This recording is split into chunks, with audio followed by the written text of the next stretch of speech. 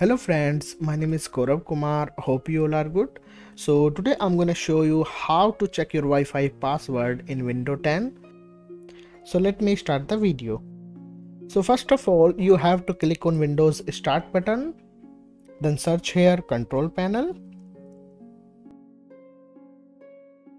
then open it. In View By, you have to select the category, then click on Network and Internet. Here you have to click on Network Status and Tasks. So here your Wi-Fi network will be shown, which is connected to your computer. So click on it. Then click on Wireless Properties. Here you have to click on Security. Then click on checkbox Show Characters.